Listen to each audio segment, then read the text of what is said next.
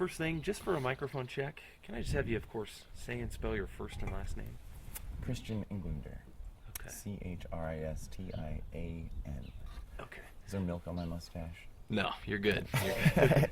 So first question, how long have you been in Santa Fe for? On and off since 89, I believe. It was 89. I remember the first All Species Day parade. That was, good times growing up here, between here and Arizona and Hawaii. Yeah. And the only thing I forgot to tell is you don't have to look at the camera at all. You can just always look at me. Okay, That's cool. fine. Right. So yeah, sorry, I forgot to mention that. So yeah. I haven't been on television since I was a kid. So. Yeah, it's all good. And okay, so the first, I think, thing to really ask you though about why we're talking is, what's your version of what happened on Monday night? It would have been. What, my version? Yeah. What's your version of the story? I mean, what we heard was that that Mr. Chappelle was making racist jokes, and that you became upset after this. After somebody said Johnny Appleseed, your friend said he identified himself as Johnny Appleseed, and Dave was looking at his sketchbook, and that you decided to throw the banana peel at that point and took off out of there. What's your version of this? A lot of people are saying this was a racist thing that happened. Well, what motivated me to move from my seat downstairs, was to see if I could get a drink that I had left downstairs earlier, because you're not allowed to drink in the theater. So I went downstairs. It was towards the later part of the show too. Yeah. I went downstairs and drank a margarita, and I went inside the downstairs. I was like, I'll try it downstairs, get a little closer look, and so I sat on the side, on the back right as you're going into the theater, and what is it really? Yeah, I was there for a while. I was down there for probably 20 or so minutes at least. I think it was the last 10 minutes of the show, from what I'm told. And my friend Johnny Appleseed, was in the front row. I wasn't sitting next to him. I was in the way in the back. He was in the front row sketching. He's an incredible sketch artist. He does. He just gets like the spheres and the vectors and the movement of the bodies and stuff. It's cool what he does. But a lot of people, haven't seen his work. He doesn't show his work to a lot of people. It's kind of a personal thing for him. And Dave was like, "What's going on here?" He's like, "What's this?" And he asked for his sketchbook to look at it, and it's sort of like letting someone look at your personal journal in a way. It's a real kind of. People keep journals, and someone just like, "Oh, give me your journal, let me look at it." It's kind of just, So he did, of course. It's Dave Chappelle. He's the king. And he gave him his sketchbook, and Chappelle took it. And it seemed like he appreciated the art, because he's a good artist. Who wouldn't? And he was going to sign it, and I believe he asked him what his name was, and that's where it went from lifting him up to shutting him down, to get a rise out of the audience, or I don't know what, comedians are comedians. Sometimes they pick on people in the audience. And so your friend says Johnny Appleseed. So he tells him his name's Johnny Appleseed, and he just says, "We're done," and he just throws the book back at him, gives it to him, and was just like. And I was just like, "Oh, ouch!" That probably affected, Johnny Appleseed as an artist, maybe emotionally. And I guess, you only really hurt our egos, I was like, I have one too. My ego definitely gets hurt sometimes, and I try to, overcome that and resolve that and suck it up, but. When you're young and you're a new artist, it's like I felt sympathy for him, and I felt like that was a really bad joke a joke at someone else's expense. That really isn't constructive criticism. Constructive criticism, that's great. That's the court jester's job, right? That's why the king doesn't send him to the guillotine. He's that one dude in the king's court and can tell him like it is and make a joke. You know, and it's kind of how I felt there. I felt, oh, well, he's the king. I'm the gypsy joker jester. And so I threw the banana peel I had in my pocket as a gesture from a jester to a king. That was my motivation and intentions. Yeah. Hey, bad joke. Oop. And classically, since Shakespearean times, and during those comedies, people would bring fruits and vegetables to throw at poor performances. So that, to me, I didn't feel like I was doing anything wrong that I should be necessarily apologetic for, but I do see my foolishness in not understanding the implications of the banana. And I personally I subscribe to Darwinism a little bit, and also to some interstellar origins. But I believe we all got monkey blood in us. That's where we came from. You know, I was the drunken monkey eating the banana. I chased my 99 banana shot, and with a banana, and it's like I got a little drunk, and Chappelle was drinking too. It's just like, I could, maybe there was an element of foolishness in what I did. And I'm definitely, I'm sorry it was taken racially. I never intended it to be misconstrued. And if I would have known it was, I would have handled it differently. And I even told Chappelle I just would have handed you the banana later. And I knew he would react and charge me with battery with a banana, I definitely would have approached it differently. I try to be a sensitive person. And sometimes I can be insensitive, and maybe the alcohol contributed to my insensitivity, and so for that I am sorry, definitely. So I mean, it really just sounds like what you felt. You just wanted to respond to Chappelle, kind of shutting your friend down, just saying, "Here's your sketchbook back. We're done." It didn't feel cool. I didn't feel cool. It felt like a bully in school when they're picking on somebody, just to kind of like build themselves up and bring some. And it's just, it's sad, but bully culture is a big part of American culture, and people get wealthy and powerful, and it, it's, I don't like seeing people bullied. I wanted to ask you, we were reading the criminal complaint the day after this happened, and it said, here's just a quote from it exactly. It says, "Mr. Englander appeared to be unapologetic and made several statements which appeared to be racially motivated. At one point, Mr. Englander stated while smiling and laughing, 'Maybe I should have handed you, Mr. Chappelle, the banana instead.'" But what you're saying, though, what you were just saying is essentially, this was not... Here you go. Pass that back to you.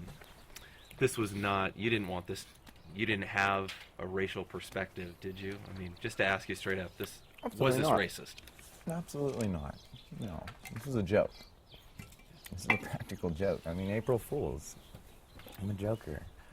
I'm not a hater. I'm not a racist. I grew up in Hawaii. Going to nude beaches, being a minority, living with hippies. People of all race, color, and creed. And growing up in Santa Fe, it's a city different. I celebrate the city's diversity. I really do. I appreciate where I live. I appreciate the community here. I appreciate their artistry and diversity, for sure. We have people from all over the world, artists from all over the world, and music from all over the world. And we are blessed with one of the greatest African dance communities and music communities that I know of in America. And that's I was at the rail yard, African dance drumming, at across from the farmers market, and around just before 7, when my friend, I was listening to African drumming because I love that stuff. I was on my way to get a taco, and I dance at the dance center on Thursdays and Sundays. They have a body dance, and I haven't gotten into African dance because of my heel injury. Okay. But I go and I listen right? And I'm gonna start taking drumming lessons. So I've just been listening. I've been going on the sidelines, and I'll listen to the drummers and watch. And my friend was dancing. Who was dancing there? Wildcat. He said, "Oh, I'm going to Chappelle after my class." And I was like, "Huh? Dave's in town?" Like, my hero. Like, Dave is one of my comic heroes. Like, he's up there with like Bill Hicks and George Carlin for me. Those are my three comedy gods. You know, they're kings. Chappelle is a king to me. I felt like I felt that maybe I was just, how would you say? If you can't take a joke, you shouldn't be serving them. I never meant to hurt him. The banana had no racial connotation to that toss. You know, I wasn't implying he was any more of a monkey than I was. I was the one drinking the 99 bananas. And I was like, I would have thrown him a full banana. If I was like, no, I tossed him my peel. You know, that's a gesture from a jester in the court of a king. And that's... Yeah, and I wanted to ask you, you know, since then we've seen quite a response from it. Some community members have shown a lot of disagreement with what you've done. Some saying, I think I interviewed a couple people here on Tuesday. One said he wanted to slap you for what happened, you know, and even the mayor said, quote, "I'm appalled that anyone from Santa Fe, the place that's embraced diversity for 400 years, would ever treat a guest in our city this way." He said the racism inherent in these actions is unacceptable. You know, you've heard it all. Is point Yeah, being. no, But I wanted to ask you, what's been your response to the reaction? It's unfortunate that I was not able to share my side of the story, and people had to hear a one-sided story from a very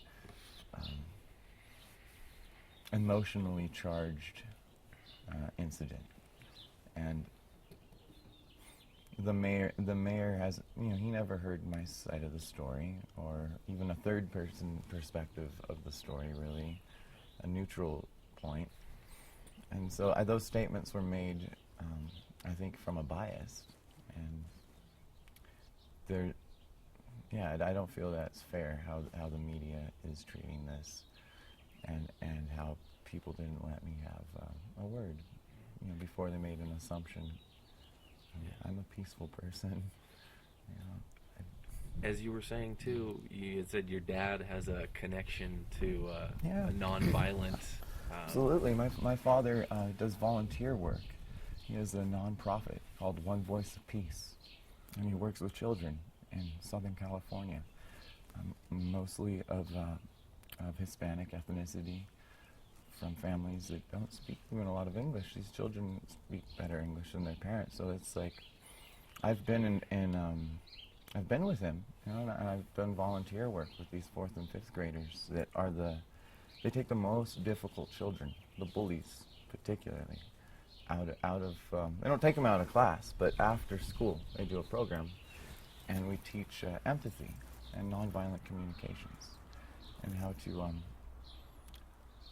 you know, how to feel and understand your impact, the impact of your words, and, you know, maybe I could learn a little bit more from it, because I didn't understand the impact of my banana peel even, but I do understand the impact of bullying, and I've even taught kids in circle that laughing at someone else and making fun of them when it's hurting them is not okay. That's not a healthy laughter, and so yeah, I want people to know that I want to see a world where race, color, creed, sexual preference doesn't matter. You know, like, I'm not happy we live in a divided country like this. You know. It's sad. You know, there's a lot of animosity. There's a lot of tension right now. And I mentioned to the police, because I was a little like, why are you arresting me? I got kicked out. I heckled. There was 3 other hecklers that night. They got kicked out. They didn't get arrested. And I was like, I expressed to the police that it was, that police have been creating a lot of this tension by just, if you look at the numbers, authority in America has been picking on minorities in America. And everyone with lighter skin has to take the backlash of that. And we don't wear bulletproof vests. It's like, that's intense. And so I feel that there, and I hope and pray that our country can overcome that. What do you want people to know now about, a lot of people have vilified what happened, have vilified you. What do you want people to know just about you, though? Well, ask, know me. I'm a musician. Check out my SoundCloud, and listen to my music, read the book, don't judge a book by its color. What do you plan to do now? We were talking earlier, and you had said you feel like you've been 86th from half the bars in town, is what you were saying. Yeah. And you feel like people are ostracizing you. What do you want to do for next? sure. People want to murder me. It's not safe for me to go out. I mean, half the people want want an autograph, other half want to murder me, and I wasn't wanting the attention, and it's definitely affecting my life, and then I now have to leave, but I also have to stay because now I have court, so it's tricky.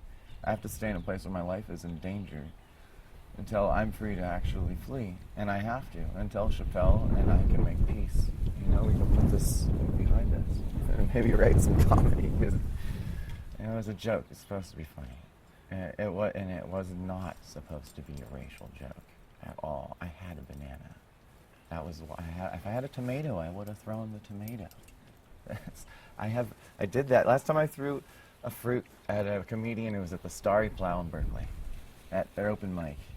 And it was a string of racist and sexist jokes that nobody was laughing to.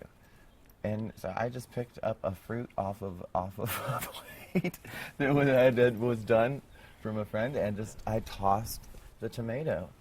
And maybe it was more in context, maybe more people were pissed off at his joke, and thought it was a bad joke. So nobody said anything to me or asked me to leave or anything.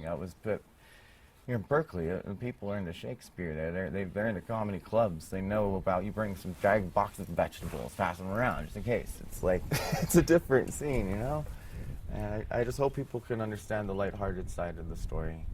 That it was a joke. I wanted to ask you as well, if you could say anything to Mr. Chappelle here too, is there anything that you would want to say to him if he sees this interview or watches this story or anything like that? Is there anything you would want to say to him? Well, yeah, I am sorry that I hurt your feelings. That's real. Your feelings are real. I don't want to acknowledge that. But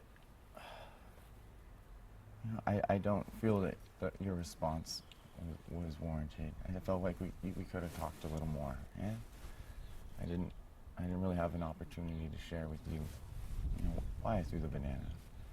And my criticism is constructive. I love you, Chappelle. I've followed you for years. You're courageous, man. I really honor you for that. I do. And I hope you can see that I'm not a racist. And that I admire you as an artist and a comedian, and with all my friends. They have to know that I'm as real as it gets. I'm gonna tell you like I see it and like I feel it. And that's how I am. That's who I am. And I'm not going to apologize for being who I am, but I am sorry that I hurt your feelings. And I disturbed the show in the way that I did. Even though people got a bonus 40 minutes. Yeah. And what was a little bit, bugged me was your unwillingness to listen to me last night, and the other night in the interrogation room when you came, and I didn't mean to come across brash or cocksure or I didn't really have an opportunity to share my side of the story, and it kind of accelerated. You were sort of profane. I believe you called my mom a dumb bitch, and were your last words. And the cops kind of had to hold you back. And for me, I mean, like, yeah, that's you don't know my mother. It's like, why call my mom a dumb bitch? Like, I mean, like, you should apologize to my mother for calling her a dumb bitch. You don't even know her. I mean, it's like, that's silly. I've heard way better your mama jokes, man. I mean, your mom is more funny, like, than you. Is more funnier your mama joke. So, I mean, like, let's move beyond this, like, talking trash and, calling each other names. Yeah, let's do it. Let's be uplifting with our humor. Let's do that. All right. So, I love you, Chappelle. All right. Well, thank you so